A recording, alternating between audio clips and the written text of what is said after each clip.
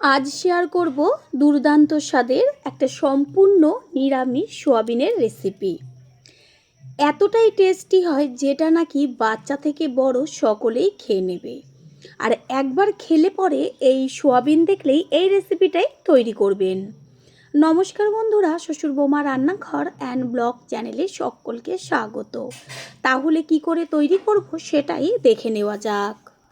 প্রথমে এইখানে একটা বড় পাত্র নিয়েছি আর তার মধ্যে দিয়ে দিচ্ছি সোয়াবিনগুলোকে এবার জলে ভিজিয়ে রাখবো। এটা আপনারা চাইলে একেবারে গরম জল দিয়ে একটু ভাপিয়েও নিতে পারেন, তবে সোয়াবিনটা এতটাই ভালো যে জলেই পুরো নরম তুলতুলে হয়ে যাবে 4 থেকে 5 মিনিট ভিজিয়ে রাখলে। 4-5 মিনিট মতন আমি জলে ভিজিয়ে রেখেছিলাম, তারপরে হাত দিয়ে দেখিয়ে দিচ্ছি যে কত সুন্দরভাবে সোয়াবিনগুলো একদম নরম তুলতুলে হয়ে গেছে। হাত দিয়ে চিপে তারপর জলগুলো বার করে নিয়ে এবার একটা আলাদা পাত্রে রেখে দিচ্ছি। সব সোয়াবিনগুলো ঠিক এইভাবে হাত দিয়ে চিপে চিপে সমস্ত জল বার করে নিয়ে গ্যাসের ওভেনে কড়াই বসিয়ে কড়াইটাকে গরম করে নিয়ে গ্যাসের ফ্লেম একদম লোতে রেখে তারপর দিয়ে দিচ্ছি চিনেবাদাম।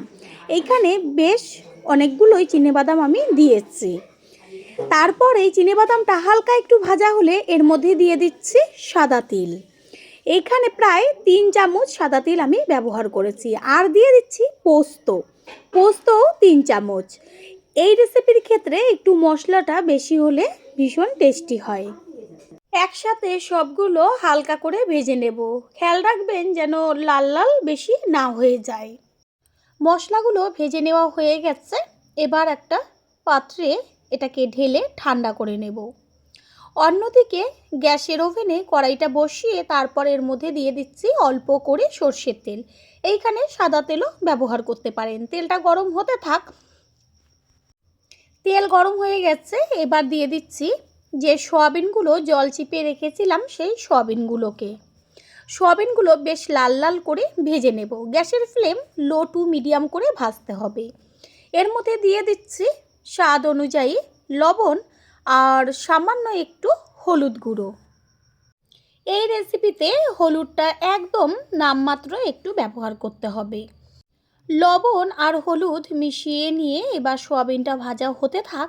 অন্যদিকে আমি যে মশলাটা ভেজে রেখেছিলাম সেটা ঠান্ডা হয়ে গেছে। এবার এটা মিক্সিং জারের মধ্যে সমস্ত মশলাটা আস্তে করে ঢেলে দেব ঝালের জন্য কাঁচা লঙ্কা আর পরিমাণ মতন জল, আর এর মধ্যে দিয়েছি আদা।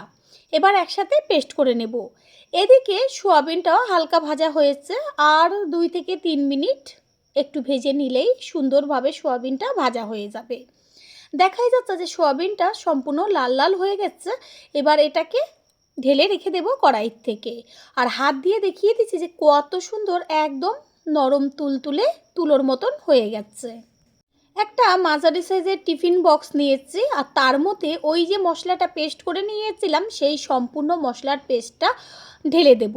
এই রেসিপির ক্ষেত্রে জল একদম ব্যবহার করবেন না। যতটুকু মশলায় জল থাকবে ঠিক ততটুকুই দিয়েই তৈরি করবেন।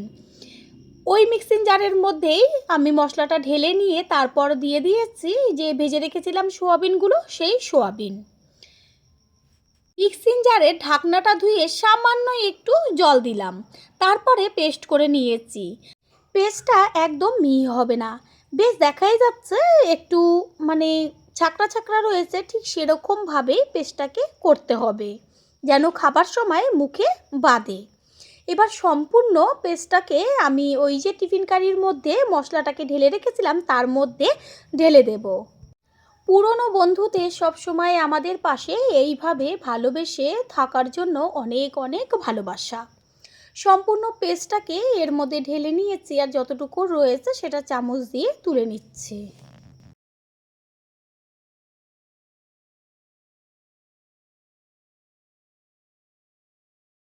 সোয়াবিনের মধ্যে এবার দিয়ে দেব স্বাদ অনুযায়ী লবণ আর ছোট চামচের হাফ চা চামচ পরিমাণ চিনি। চিনিটাকেও স্কিপ করবেন না, এটা সমস্ত কিছুর ব্যালেন্সটাকে ঠিক রাখবে। তারপর দিয়ে দিচ্ছি একদম ছোট ছোট করে কেটে নেওয়া টমেটো। সবশেষে এবার ব্যবহার করব কাঁচা সর্ষের তেল।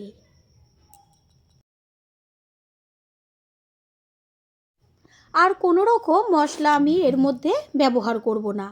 চামচ দিয়ে সম্পূর্ণটা ভালো করে মেখে নেব। এর মধ্যে জল একদমই ব্যবহার করবেন না। মশলার মধ্যে যতটুকু জল আছে তাতেই খুব সুন্দরভাবে রেসিপিটা তৈরি হয়ে যাবে। আমি যেহেতু মশলাটা একদম কম জল দিয়ে পেস্ট করেছি, সেই কারণে সম্পূর্ণটাই টেনে গেছে সয়াবিনের মধ্যে। তার জন্য এর মধ্যে সামান্য একটু জল দিয়ে আবারও চামচ দিয়ে ভালো করে মিশিয়ে নিচ্ছি। দিচ্ছি সামান্য পরিমাণ হলুদ গুঁড়ো।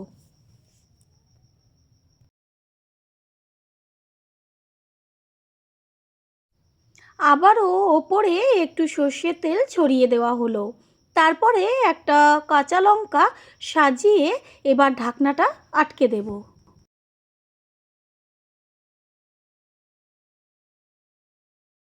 গ্যাসের ওভেনে যেই কড়াইটাতে সয়াবিন ভেজেছিলাম ওর মধ্যেই দিয়ে দিয়েছি জল, আর তার মধ্যে একটা স্ট্যান্ড উল্টো করে বসিয়ে এবার আস্তে করে টিফিন বক্সটা বসিয়ে দেব। তারপর একটা ঢাকনা চাপা দিয়ে দেব। গ্যাসের ফ্লেমটা প্রথমে হাই করে দিতে হবে জলটা টকবক হয়ে ফোটার জন্য। জলটা যখন দেখবেন ফুটছে তখন গ্যাসের ফ্লেম একদম লোতে রাখতে হবে। আর এই যে একটা ছিদ্র রয়েছে ঢাকনাটার গায়ে, সেটাকে একটা কাগজ দিয়ে মুড়িয়ে আমি আটকে দিলাম যেন হাওয়াটা বেরিয়ে না যায়। এইভাবে গ্যাসের ফ্লেম লো করে দিয়ে 25 থেকে 30 মিনিট হতে দিতে হবে। প্রথমবার যারা আমাদের চ্যানেল ভিজিট করছেন তাদের আন্তরিক শুভেচ্ছা ও অনেক ভালোবাসা। আমাদের রেসিপিগুলো যদি ভালো লেগে থাকে সাবস্ক্রাইব করে দেওয়ার অনুরোধ রইল ও পাশে থাকা বেল আইকনে ক্লিক করলে পরবর্তী ভিডিওগুলো সবার আগে আপনাদের কাছে পৌঁছে যাবে। একটু মাঝখানে ঢাকনাটা খুলে দেখে নিয়েছিলাম যে জলের প্রয়োজন কিনা, তারপর আবারও আটকে দিয়েছি। ঠিক এইভাবেই একটু সময় নিয়ে রেসিপিটি তৈরি করতে হবে, তবে কোনো রকম ঝামেলা নেই। 30 মিনিট বাদে আমি গ্যাসটা অফ করে দিয়েছি। এবার ঢাকনাটা খুলে একটু দেখিয়ে দিচ্ছি যে কতখানি জল প্রথমে দিয়েছিলাম, এটা হবার পরে কতটুকু জল এসে দাঁড়িয়েছে। এবার ঠান্ডা করে নেব, তার জন্য আবার একটু ঢাকনাটা আটকে দেব। এই ভাপেও অনেকটা ভেতরে ভাপা হবে। কিছুক্ষণ বাদে ফিরে এসে ঢাকনাটা সরিয়ে দিয়ে সম্পূর্ণ ঠান্ডা হয়ে গেছে। এবার আমি এটাকে একটা কাপড় দিয়ে তুলে নেব, যেহেতু টিফিন বক্সটা এখনও হালকা গরম আছে। ঢাকনাটা একটু যখন ঠান্ডা হবে তারপরে খুলে নেব।